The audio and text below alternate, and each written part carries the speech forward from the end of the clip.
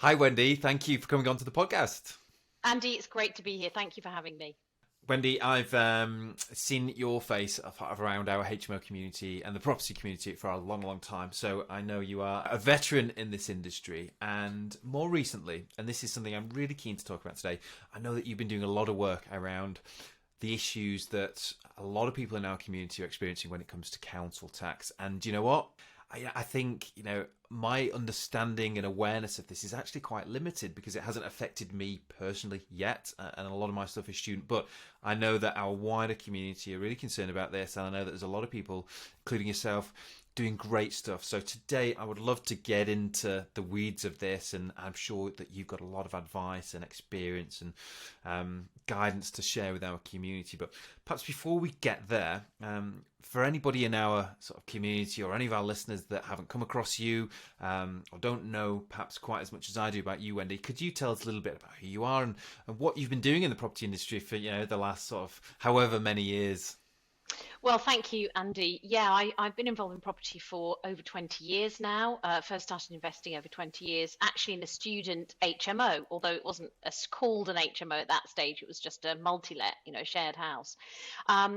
Grew my portfolio very, very slowly. There was no internet training or online training or any in-person training, really. There was a few bits and pieces of courses, but nothing that really kind of floated my boat, and certainly it was all incredibly expensive. So I just carried on working. I had a young family at the time, so I was a mom, wife. I did that kind of was a really big part of my life. Still is actually, but my children are somewhat older now. And then about 10 years ago, with a small portfolio of buy-to-lets, I rediscovered HMOs, and I realised that the job that I was in, I wasn't very happy. I didn't have much freedom. I knew that I'd be working till I was 65 and then drawing a pension, and I didn't want that for my life. And I decided that I would really throw myself back in to shared living, but actually a very different form of shared living because it was much more modern, much more up to date, much more well thought out. So I then started investing in HMOs. And as with most people, after my second HMO, I ran out of my own money. So I was very stuck. I didn't know which way to turn. But I started to raise money from investors. And that's really then how I kind of grew my portfolio over the next 5 years, rapidly growing my portfolio from two HMOs to, I think we had 26 at one point. So we had a lot of HMOs. Now we've actually sold a couple of those HMOs. When you get to a good size portfolio, you can be a little bit more critical. In a good way. You need to critique your portfolio and say what's working, what isn't. And we had a couple of HMOs that weren't really terribly profitable, so we sold those and sort of reshaped the portfolio. So I've carried on buying. I love buying property. I just can't stop buying property. I'm not really a handbags girl, but I am a property girl. So we now have a portfolio of buy-to-lets, HMOs. We have commercial property. We own a pub in Stoke-on-Trent, which is a pub. So I'm actually a landlady to a landlord. Or is it the other way around? Anyway, whichever one it is, that's me. We also have a couple of blocks of flats that we own, and we're getting into development as well. We've got a piece of land that we're just working on right now to decide what direction we should go in. So yeah, it's great fun. I also have a lettings agency which I set up as a result of setting up my HMO portfolio a few years ago. There wasn't really a specialist HMO agency where we lived, so I kind of fell into it. But thankfully now I have a team who runs that for me, so I'm not so involved in the day to day. It's much more hands off and strategic. So yeah, and I've written a couple of books about HMOs, 101 Essential Tips for Running a Professional HMO, number one bestseller on Amazon. I'll just say that. And also Extraordinary Profits from Ordinary Properties, how to change your job, change your life with just 5 properties or less. Well, that is some resume, Wendy. There's no doubt at all that you have a huge amount of experience in this game, and yeah, I'm really excited to talk to you today. And this feels like a very much overdue conversation. When I reached out to you, I noticed that we had exchanged as far back as I think 2004 14, 15. And then, you and I have been very busy getting on with our own things and building the businesses. But I'm sure that you have sort of pretty much seen it and done it all, Wendy. So, Well, I've done a lot. I've done a lot. There are certain things I still haven't done, and I would love to do. That's the great thing about property is that you kind of fall into it. You learn a lot about the general different approaches. Then you choose a strategy, you go for it. But then you actually can start to diversify again after that because you've got the knowledge, you've got the skill, you've got the contacts, you've got the confidence to do it. And that's kind of what I enjoy now is looking at a project and thinking, what could we do with this? We could turn it into flats. We could do another HMO. We could do this, we could do that, we could do the other, and it's a really nice place to be. So yeah, and likewise, it's very good to reconnect with you, Andy. You mentioned finance, Wendy, and you said something that I really resonate with, and something that I've spoken a lot about over the years, which is, very quickly you can run out of money unless you are quite creative, about finding solutions to put that capital in place so that you can continue reinvesting. But that's, of course, just one part of this puzzle. You've built a really successful portfolio, a really successful business, or group of businesses, if you like. What do you think has enabled you to do that? There's a number of ingredients that if you step back and look at that have all contributed. But for our listeners who are, maybe a few years behind and want to emulate that sort of growth in their portfolio, Wendy, what sort of stuff do you think has made it possible? Is it location? Is it the people? Is it finance? What would you say? It's hard work. It's things really. It's not easy if you're going to do this and you've got a family, a job, other caring responsibilities, for example. You have to find a way of doing this. So you're going to have to give up some stuff. And I had to give up quite a lot of things that I kind of enjoyed doing as hobbies. I just couldn't do them anymore. But I always felt that, for example, health and fitness was important. So I always tried to fit that in because I felt that was key to me being able to have the energy to be able to work long and hard. Because if you haven't got the energy, it doesn't matter how many hours you've got free. You haven't got the if you like, the ability to get up and get out there and do the viewings and meet the investors and do the networking. So I think you've got to be prepared to work hard. I think it's about giving it your best every day. Every single day, you have to get up and say, right, what have I got to achieve today? What am I doing today? I think goal setting is very important, but I think goal setting, which then has a plan. It's not just a goal that is a kind of hazy dream that doesn't have any action behind it. I think you've got to be very, very specific. And I think, again, when you set real goals that you are meaningfully attached to, it means that you have to say no to lots of other things. And there's loads of opportunities that I've had to turn down because I've wanted to do some very specific things in my business. For example, grow my cash flow or build further properties or do further developments. Those all take time, they take money, and you have to focus on doing that. You can't just do all the nice things. You've also got to do some of the harder, not necessarily nasty things, but more difficult things, and be adaptable enough to be able to tackle those head on and do it. You have to actually get out there and take action and do it. But I do think persistency and consistency are two of the key ways in which you create a bit of a snowball effect with your business. I couldn't agree more, Wendy. Those two words, persistency and consistency, I think, I would underline them as well, because it is tough at times. It's not easy. It's just the continuous sort of work and grind and effort to find the right projects, to make them happen, to hold on to builders, to recycle cash and be able to move on to the next one, keep up with the legislation. Obviously, part of which we're going to touch on today. There is so much, and I think that's some really superb advice to share to a lot of people, because I do think that HMOs are more and more touted as this sort of the last hurrah of investing in buy-to-let. And I'm not sure I completely agree with that, but in the same breath, it's not easy. Like you said, it is tough, and you really have to know what you're doing. And I think the days of being an accidental landlord, certainly in the HMO space, have well and truly gone. I think you've really got to be a professional, really know what you're doing, be really structured, be really intentional about what you're doing, like you said, in having those goals and set it and being really committed to the actions that you do take. So I completely agree with you, Wendy. And I guess this is an ever-changing game as well, which is one of the really tough things about it.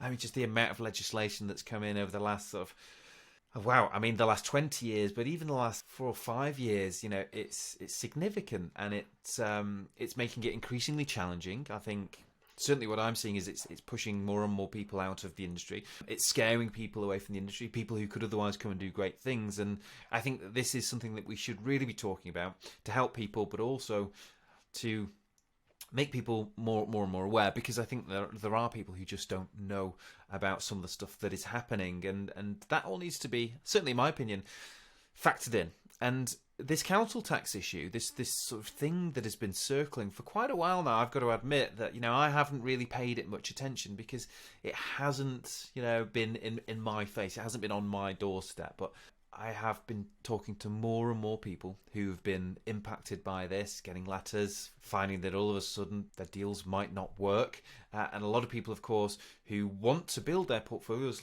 like we're talking about, and are increasingly concerned about whether or not this is going to make it impossible for them to do, or, certainly, so challenging that it may not even be worth it. So, Wendy, can you sort of just from a high level, sort of summarise what is going on with this whole council tax piece? Why are we talking about it? What is the concern here? And what is happening? So let me take you kind of back a bit, give you a bit of context. We all have heard of council tax. We all probably pay council tax. If we don't, please give me a ring, because I want to know how you're getting away with not paying it. But most of us who live in a residential property have a council tax bill. And council tax was brought in 1992, and it was a result of the government trying to bring in what was the poll tax, the community charge. But that went down like a lead balloon. There are other metaphors that I could use. But anyway, it did not go down very well. And instead, there was a piece of legislation that was really rushed through Parliament, and what it was a property tax, so that everybody who lives in a property, each property would have its own banding. So properties are put into bandings of different levels, starting at A, which is the cheapest, right up to, I think, G, which is the most expensive. And your local council will every year decide how much they are going to charge for each of those bands for council tax, and that goes to cover all sorts of local authority services. Now, the council tax in originally, the way it was formed, the way it was created, was per dwelling. So a property, which would also be known as a dwelling, and the description of what the dwelling is and the actual definition of a dwelling is part of the problem that we have here. But if, let's say, a normal 2-bed terraced house or 3-bed terraced house, that might be band A or band B. That's one dwelling, it has one council tax bill, simple. Now let's move forward to the sort of mid 2015, 2016, that kind of period of time. What had happened was there's been a growth, of course, in the HMO industry. HMOs have sprung up all over the place. It's been a popular form of investment for investors, despite the growth of legislation such as extra licensing conditions and extra legislation about, for example, EPCs and safety certificates and so on. Still, HMOs are continuing to grow and develop. There's a bigger need for them in cities, particularly where there are students, but also for professionals as well. It's a choice, it's a way of life choice for many tenants. So what we found was that the Valuation Office Agency, who are responsible for giving a band to a dwelling, had started to what we call disaggregate properties. So they would, for example, take, let's say, a large HMO, an 8 or 9 bed HMO. Now, these would be HMOs where maybe you have en suites in all the rooms, you have perhaps a couple of kitchens. We're talking about a fairly substantial size building. And when these properties were being converted, they may have been originally a commercial building, so they would have been on business rates. So immediately the Valuation Office Agency has to get involved in rebanding that property, because of course it's moving from a business rate to a council tax, and they have to decide what banding they're going to give the property. Now that's of course then up to the sort of decision of the licensing officer. The licensing officer has discretion, as it's known, to say, I think this property is a band F, or I think this property is really 2 dwellings and it should be 2 band Cs, depending on maybe how it's organised or how it's split up. But what was actually happening was that the listings officers were saying, actually, each of these rooms is a dwelling in its own right, and therefore we're going to apply council tax ban to each of the rooms. So what we saw was that from about 2015, 2016 onwards, with the additional discretion that licensing officers were being given, the growth in rooms being rebanded was really starting to grow. And just kind of on the grapevine, I was hearing that people were having problems with HMOs because their rooms had been rebanded. But like you, it hadn't affected me. In fact, it has never affected me. We're some of the lucky ones where our rooms have never been rebanded. However, I was just conscious that this was happening. Then in 2020, yes, the end of 2020, a client of mine, because I run a mentoring and training program like you do called HMO Success. And a client of mine came to me and was very, very worried because his beautiful 6-bed, fully ensuite HMO had been rebanded for council tax, all the rooms.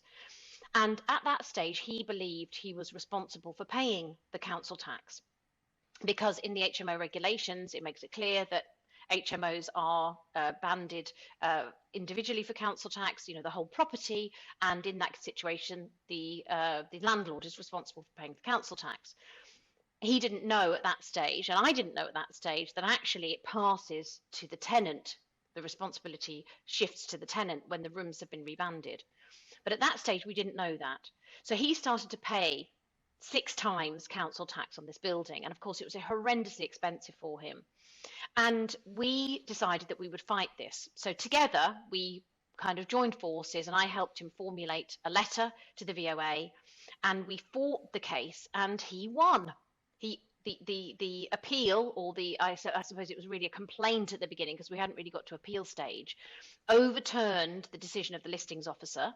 He had all his extra council tax refunded, and the house went back into a Band B. And it was then relisted as a single dwelling. So I felt very pleased about this, and I thought, right, that's a real win. This shows that we can beat the system. This shows that we can challenge the VOA and overturn their decision to reband a property. There is hope. But I hadn't known anybody else individually who this had happened to until a few months later when somebody said to me, have you met this swarthy fellow called Darren Brewer from Portsmouth? And up until then, my life was fairly normal. And then I met Darren. And Darren has a company called ProPods, and all of his rooms had been rebanded. And every time he did a new development, the VOA were coming in and rebanding the house individually. So we then, well, I can tell you a bit more about what we then did, perhaps in a little while. But the situation at the moment is that the Valuation Office Agency have discretion. If you are building or developing an HMO, whether it's from an ordinary residential property or if it's a commercial property, there is a big risk that your rooms will be rebanded. We've also discovered that it doesn't matter if it has an ensuite or it doesn't. It also doesn't even matter if it's licensed or not. There's somebody who sits on the committee who's got a 4-bed HMO in Barnsley without ensuite, and his rooms have been rebanded for council tax. So it can happen to anybody. We've heard it happening to student HMOs. We've heard it happening to professional HMOs, to HMOs that are used for the charity sector, maybe where there are people who are vulnerable or on benefits. It doesn't matter who you rent to. It doesn't matter really your tenancies. It can happen to anybody. So this was the context in which we formed the HMO Council Tax Reform Group last year. So you've shared so much there, Wendy, that I didn't know. And actually, I'm really quite shocked and really quite concerned, because I think really what you're saying is, it doesn't matter who you are, where you are, what you're doing, you could end up getting one of these letters and being told that you've got to pay substantially more council tax. And I think while that in itself is concerning, just the uncertainty of knowing, am I going to be affected by this, or am I not going to be affected by this, sounds sort of like we're kind of just walking blindfolded across a minefield. And I guess sort of the first thing that comes to my mind is, what on earth do we do about this? How do we safeguard ourselves from this happening to us? But before we get there, and I think it was probably where we were going with this, Wendy, I'd like to talk about what you've been doing. You and a lot of people have been doing some incredible work, and obviously, you shared this story then of challenging one, and that seemed to work. But I guess I'm thinking that that's probably not the case, every single time. Otherwise, this might be a bit more sort of cut and dry than perhaps it is. So, what have you been doing since you did that one and you managed to sort of challenge it and you were successful? What have you been doing since then, Wendy, and where has this all moved? Because from what I've been seeing and I guess observing, it's that this problem seems to have continued to grow and grow and grow, which I guess it becomes increasingly concerning. You're absolutely right. Once Darren and I had a couple of initial chats, he introduced me to his barrister, Alan. Now, Alan Murdy is the UK's national expert on council tax. He's written 13 books on council tax, and he knows council tax inside, outside, upside down. Being a barrister as well, clearly he's got a very sound law background. So we decided that we would form a group, a small committee, we didn't have a name at that stage, to fight this situation. And we started really by talking about what our strategy could be and where we could see this going and where it was heading. And we realized that we needed the community to come alongside us and be part of what we were doing. So we had a couple of meetings, and a couple of other people joined us on the committee, other HMO landlords, some of whom had been affected and some haven't been affected. And we started a Facebook group, and we started to, really kind of just develop a little bit of traction there, telling the community that we wanted to change this iniquitous situation. And as you say, Andy, one of the reasons why we believe it is so unfair is because of the inconsistency of the application of the policy. So, for example, I've got a number of HMOs in Stoke. I have friends who also have HMOs in Stoke. One of my friends has had her, I think it's a 9-bed HMO rebanded individually for council tax. None of ours have been rebanded individually for council tax. How is that fair? So her HMO now, she has passed the council tax on to the tenants. The tenants are responsible for paying, which is the correct treatment. But the difficulty is that they are now responsible for that, so they have to budget for that. So she has to lower her rent in order to take account of the fact they're now paying a little bit towards the council, when originally she was going to be paying that. She has to bear in mind that if she has a void, a vacancy, whether it's 2 weeks or 2 months, that during that time, the council tax responsibility goes back to her because it's an empty dwelling. And under the empty dwellings order, she's now responsible for paying the council tax. So it's an administrative nightmare as well as a financial nightmare. And it puts her on the back foot. It means that as an HMO investor, who's a very capable woman and very able to do this, she is put off investing in this type of accommodation, and yet we know there is massive demand for this kind of accommodation, while I can sit pretty and rent my rooms out and put my rent up and I don't have to worry. Now, how is that fair? It is just not equitable, and I feel that this is one of the main reasons why this is such a badly thought through law or regulation, because it gives listings officers discretion to choose.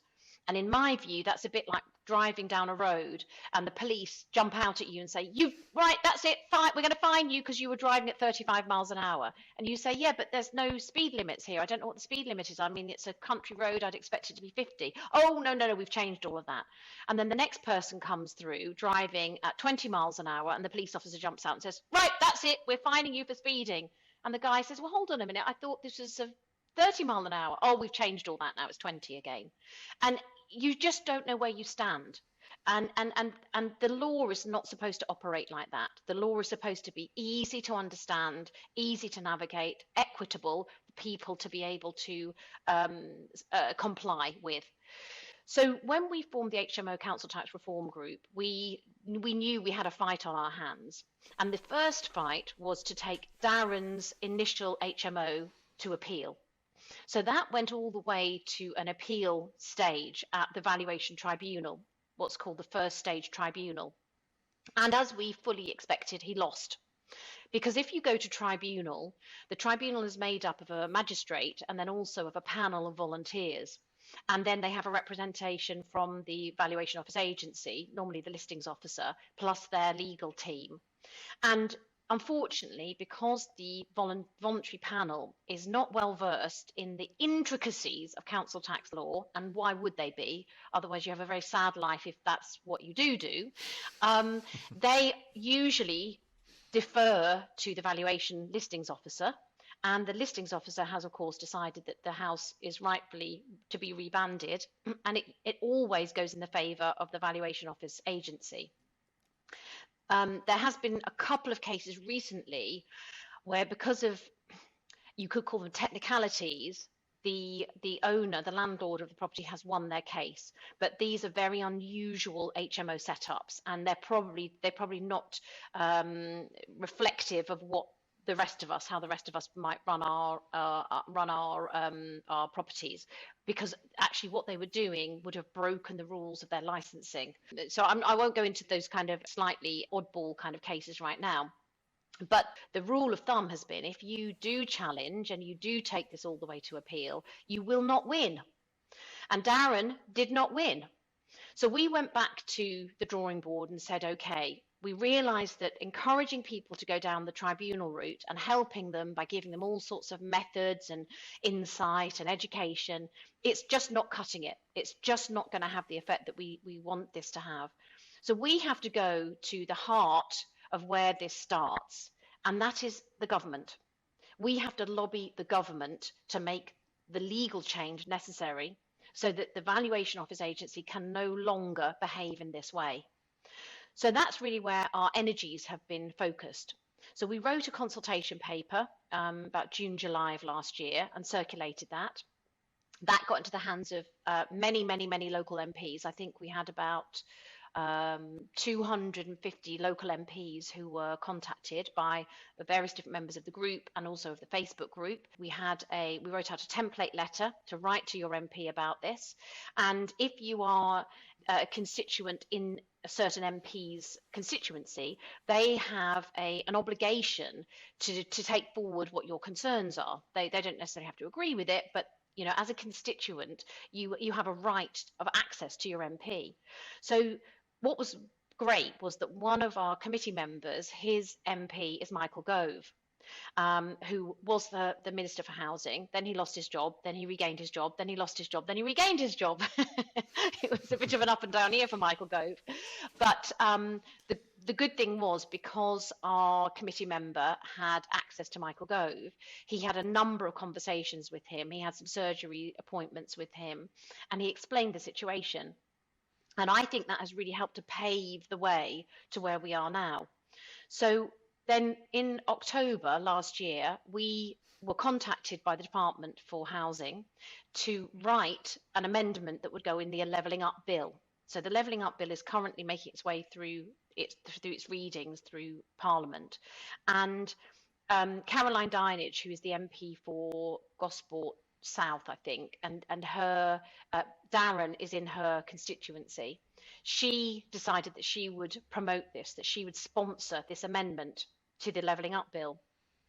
So we gave her the wording, and the wording simply is that if you have a room in an HMO that is not self-contained, this room should not have the status of a dwelling and therefore should not be liable for individual council tax. It's a bit more technical than that, but that's basically the message. So we're not talking about all dwellings. We're only talking about HMOs. We're only talking about HMOs which have rooms that are not self-contained. So if you have a room that has the facilities for eating, sleeping, cooking and washing, that is what we would count as being self-contained. If you've got one of those HMOs, you're probably still going to get rebanded. But we're talking about the typical HMO, which is 5, 6, 7 rooms, has a few en suites, maybe a couple of shared bathrooms, and that is the kind of HMO that's being rebanded. And that's what we want to see change. So that then made its way to the House of Commons and was read, but unfortunately there weren't quite enough sponsors to the amendment to get it through that reading. So Anyway, long story short, we're now at the position where the amendment is going to have a consultation period of about 4 weeks, probably starting at the end of January. We haven't had the consultation released yet. We've seen the first draft of the consultation, and we've commented on it and sent it back. Again, a little bit technical, a little bit heavy, we felt, so we gave them that feedback. Once the consultation is over, we are 90% confident that the amendment will be written into the Levelling Up Bill, and it will make its way through the successive readings and will become legislation in the next term of Parliament. So we are very hopeful, Andy, but we're not there yet. Well, I mean, Wendy, I guess first of all, I just want to say thank you for all of this work you've done. I mean, I can't even imagine how much work has been involved in doing this and preparing this. If this went through and, it looked like this was going to get written in, I would imagine, but correct me if I'm wrong, that VOA, and these people across the country would see that. They might be made aware if they try to start, continue doing this to HMO landlords, and maybe they will take their foot off thinking this is kind of pointless because we know that this is coming into the law at some point. Do you see that there would be almost an immediate slowing down of this, or? Oh, there'll be immediate cessation. Yeah. So, I mean, at the moment, I've got a few clients that I'm working with who've come to me specifically for my help on HMOs and council tax. So they're not looking for mentoring and advice about building their HMO portfolio. They've already got HMOs. They now want help to fight the rebanding that has occurred or is in the process of occurring. And what I'm saying to everybody is, if you're in that situation, you want to string this out for as long as possible, because I think it's very likely this will become law. I think there is going to have to be some guidance, of course, written for the listings officers of the VOA to be able to implement the changes, which really result in them not being able to reband HMOs. What we also, of course, want to ensure is that listings officers do not have the discretion that they currently have, because that's where the problem has emanated from. So we need to ensure that that is resolved and removed from their job role, so that they can't then say, well, this is a slightly different HMO, or, well, this one does require single banding because of X, Y, and Z. We need to make it super clear if they are going to reband. And for example, one of the phrases that Michael Gove has used in a letter on this matter, he said very clearly that an HMO should be banded as a single dwelling unless there are exceptional circumstances. Now, what does that mean? That's the bit that we're still wondering about. Our group has recommended that anything above 15 bedrooms would be an exceptional circumstance, because as you can imagine, if you have a 15-bedroom HMO, you've got 15 at least tenants living there. It would be quite unreasonable for that house to be on a Band A council tax, because you've got 15 people living there, you've got all the bins, you've got all the waste, you've got all the services that they're going to be utilising. And a Band A would not really be very sensible. So how do you then band a property like that? So what we've recommended is that you might take floor by floor, so that each floor would have its own banding, maybe a Band B for each floor, or there'd be a different way of dividing up that property. But what we are firmly against is what's called the disaggregation of HMOs on the stealth by the VOA, creating small dwellings, because there are other implications for that, Andy. For example, after 10 years, you could get a certificate of lawful use on that HMO, which effectively tells you that you now have, let's say, 6 individual bedrooms, and they now have their own planning class. They now become C3 units because they have been used as a C3 unit. They have got the dwelling status applied by the VOA, and you'd be really entitled to automatic planning rights on those units, even though they're not self-contained and they don't meet minimum space standards. So these are the intricacies and the difficulties and the unintended consequences that have arisen as a result of the VOA's terrible activity. And that's why we have to stop it. Now, I believe that it will be stopped. I believe that the legislation will go through. There are some humps and bumps to get over before then. But I think that until then, I would recommend that anybody just tries to, well, they probably want to contact us, contact me, and I can give them some initial advice and hand holding. But I think that once this does go through, I think it will eliminate the problem, apart from possibly, as I say, larger HMOs. I think larger HMOs may still have some, there'll be a little bit of debate about what to do with those. But the typically average HMO, which is anywhere between 5 and maybe 8 bedrooms, will no longer be affected by this problem. Wendy, you said that your advice at the moment for anyone who was maybe in the midst of sort of being rebanded was to string this out. Yeah, I think you said that the consultation should hopefully begin at the end of January. How long was that going to be for, Wendy? Well, originally we'd been told 6 weeks, but yesterday they brought it down to 4 weeks. Okay, so I think they want it to happen as quickly as possible. so this could, fingers crossed, happen quite quickly. Let's hope it does. You said your advice was just in the meanwhile string this along. What does that, when you're dealing with people like this who are, I guess, fundamentally unreasonable? That's kind of what we're saying. How do you do this? Is this just literally just playing a game of sort of tennis with the admin and just writing back and just making it difficult? How do we? Well, they will generally ask you for information. So they'll probably ask for your tenancy agreements, which you should not give them, and they will also probably ask for a floor plan, which is not so contentious. I would possibly say yes, eventually, once they become difficult, I would maybe send them a floor plan.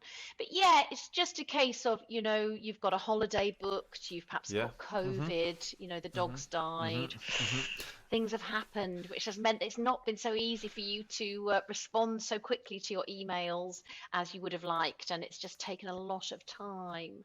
Got you, Wendy. Loud and clear. And it's refreshing hearing somebody in our industry be as candid about something as serious as this, Wendy, because this, the more I think about it, is completely bonkers, the idea that they can do this, but they are doing it. And actually, you just said then, do not give them your tenancy agreements. Actually, I guess the first thought would be if someone with the clout of the VOA asks you for your tenancy agreements, you probably think, I should probably give them my tenancy agreements because I'm going to get in trouble. And when it comes to things like council tax, they're so aggressive, My team are fantastic, and I don't really get involved in managing any of the bills with my team. But anything that comes from the council and the speed at which they escalate things, really, really sort of it's quite upsetting. And even my team, if we miss something, or if some of our student tenants have forgotten, for example, to tell the council about their status and who's living there, we're getting strapped with huge bills, fines, red writing, threats of court, and I guess you get very easy to feel like you're the small man here, and these are the big guys, and you kind of just need to toe the line. Oh yes, they want to intimidate you, they want to bully you, they want to tell you they're in charge, they want to tell you they're boss, but just you've got to fight it. What I've learned in life is actually this is about something much, much bigger than money. This is about power. This is about control. And as individual citizens of this country, we have a right to stand up and make our voices heard. And the minute that we lose that, the minute that we forget that, we are in trouble. So this fight is not just about winning the council tax battle. It's a very niche part of the housing market. It's a very niche problem in a niche part of the housing market. But this is actually about citizens saying no more. We're not going to take this anymore, and we are going to fight you tooth and nail. And we're going to explain why what you're doing does not make sense. It doesn't make sense for the housing market. It doesn't make sense for HMOs. It is completely immoral. It is illegal. It is ultra vires, and we are not going to stand for it. And you have to become, like me, a bit of a warrior. Darren calls me Warrior Wendy. Because if you don't find that part of you, which is the fighter, which is the aggressor, they will walk all over you. And yet the interesting thing is, Andy, it is all a complete front. It is total fakery. None of this is real. I know from speaking to Alan Murdy, our barrister, just the reality of the situation with, for example, local council tax magistrates. So, like you say, if you don't pay your council tax, you then get a red letter, a big warning letter. If you don't pay your council tax at that point, then they will call you into a hearing, and it's all touted as being incredibly serious, and it's all very legal, and you're going to go down for 2 years for non-payment of council tax, and this is going to happen to you, and that's going to happen to you, and it's all very, very serious. So HMO landlords think, I want to keep my HMO, I want to keep my license, I'm going to get in trouble, I better not go down this route. Right, here you have all this information, you can have it all, and then all they do is reband you, and then you're stuck, and it's worse than it was before. But actually, you don't need to do that, because there are ways written in to the legislation, to the 1992 Local Government Finance Act, that allow you to suspend or adjourn the hearing if you are appealing your rooms. There is no need for you to send in your ASTs. In fact, I would recommend you don't, because of the way that the VOA uses those to imply rateable occupation, and in so doing they therefore and this is, again, it's a little bit technical, but by implying rateable occupation they imply that this is a dwelling, and by then they then say, right, we've got you, it's a dwelling, therefore we're going to reband you. So you're absolutely right that we are trained, our mindset is that we don't fight the authorities, we do what we're told, we're legal, we're told of the threat of civil and criminal action if we don't have an HMO license, so we get our HMO licenses in. We know the importance of getting EPCs and gas certs and electrical safety certs, so we get all of those in. We stick with the law, but what we're doing, we are being slowly pressured and oppressed. And I know that sounds like a real kind of big word for a Tuesday morning, and to say that this is oppression that's happening, but it is oppression by the back door. And I think it's really important that we who are running small businesses, well, that is what we are, whether you have one HMO or 26 HMOs, you're running a small business, you're adding to the economy, you're adding to the housing stock, which is, as we know, absolutely vital. It's time that we stood up and were counted and said, this far and no further. The state cannot keep reaching into our business and into our private life to the extent that it has done, and we are fighting back. And that's actually what this rests upon. It's much bigger than just council tax and HMOs. This is actually about a group of people, as Margaret Mead once said, who are focused enough. I'm paraphrasing her words here. Changes in the world happen when a small group of committed people decide to make an impact. And that's what we are doing. And whether we do more after this is resolved, or we decide to hang up our boots and have a big party, I think you can probably guess the answer. But, as landlords, we have suffered enough at the hands of this Conservative government for over 10 years or 12 years, I believe, with Section 24, with the growth of regulation, with the increase in licensing, and now with the council tax problem. And my feeling is this cannot go on, and somebody has to stand up and make a stance and actually make it happen. And it's not me, it's the group of us doing this. It's our small committee, it's the Facebook group, it's the wider community who've made this happen. So when it happens, we're going to have a big celebration. I tell you what, Wendy, I am really grateful that we have got you, and we need more people like you, Wendy. We need more sort of warrior Wendys out there, because it is getting harder and harder. We're getting squeezed more and more, and you're right, we've got to stand up for ourselves, and there's a lot to stand up for, actually. You said, Wendy, that there's the group and some places where people can come and find a bit more support, more information. They can, I think, speak directly with people who have been affected and gone through the process themselves. For anyone listening today who's thinking, this is exactly what I need, where should they go?